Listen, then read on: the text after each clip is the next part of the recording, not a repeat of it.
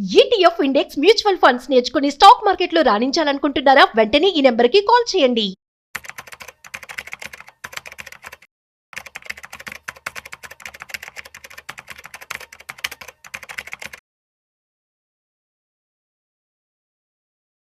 Hi hello నమస్తే, welcome back to Suman TV. Present మనతో పాటు ఉన్నారు stock market analyst Sundar Rama Reddy గారు. నమస్తే సార్. నమస్తే. సార్, మరి గోల్డ్ అండ్ సిల్వర్ ప్రైసెస్ చూసుకుంటే ఒకసారి ఆల్ టైమ్ రికార్డ్ వరకు వెళ్ళి మళ్ళీ పడిపోవడం చూస్తున్నాం. ఈ వీక్ స్టార్టింగ్లోనే అంటే మండే నుంచి చూసుకుంటే కొంచెం ధరలు తగ్గుముఖం పట్టాయి. రీజన్స్ ఏంటంటారు?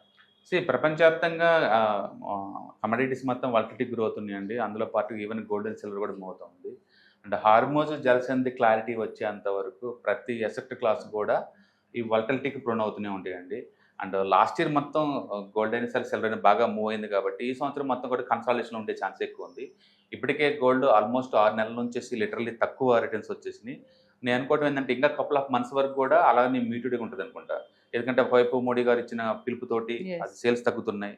రెండోది గోల్డ్ ఇంపోర్ట్స్ మీద అండ్ సిల్వర్ ఇంపోర్ట్స్ మీద రెస్ట్రిక్షన్స్ ఉన్నాయి కాబట్టి అండ్ రేట్ అయితే ఇండియాలో అయితే మామూలుగా ఉంటుంది. బట్ వరల్డ్ వైడ్గా చూసుకున్నా సరే ప్రతి కంట్రీలో కూడా ఈ హార్మోజ్ జలసంధి నుంచి వచ్చిన సైడ్ ఎఫెక్ట్స్ తోటి ఏంటంటే సప్లై చైన్ డిస్టర్బెన్స్ బాగా అయిందనమాట.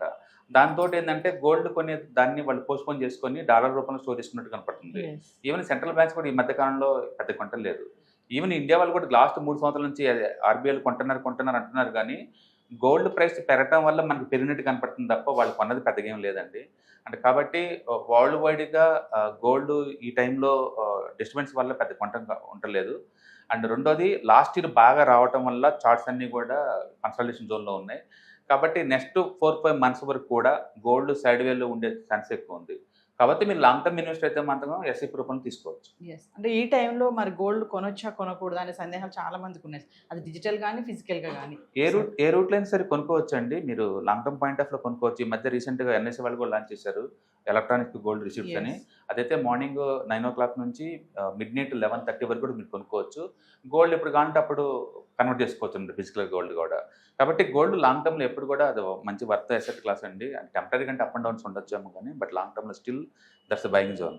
అయితే రిటర్న్స్ లాస్ట్ ఇయర్ లాగా వస్తాయా అంటే రావు. ఎందుకంటే చార్ట్స్ అలా లేవు, కన్సల్టేషన్ జోన్లో ఉన్నాయి.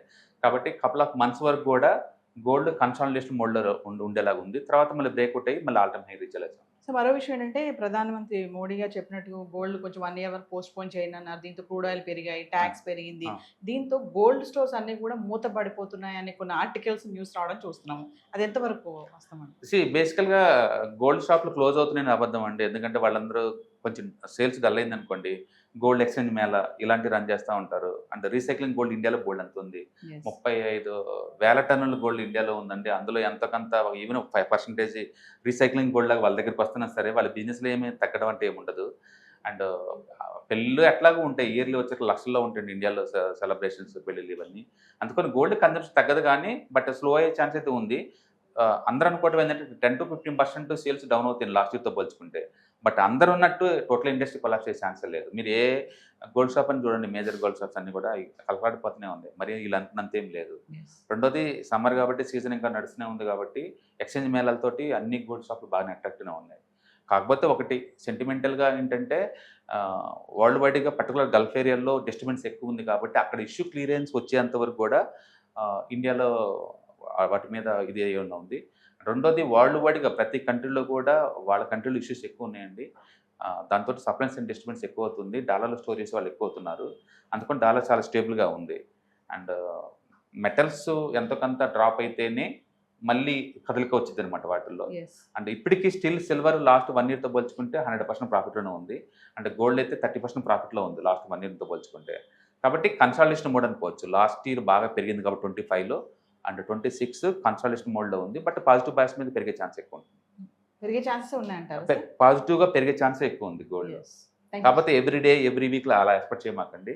అండ్ మీరు ఎస్ఐపి రూపంలో కొనుక్కుంటే కనుక ఒక 2-3 years అలా ప్లాన్ చేసుకుంటే పెరిగిన తర్వాత అమ్మేసుకునే ఛాన్స్ ఎక్కువ ఉంటుంది. Thank you sir. రైట్.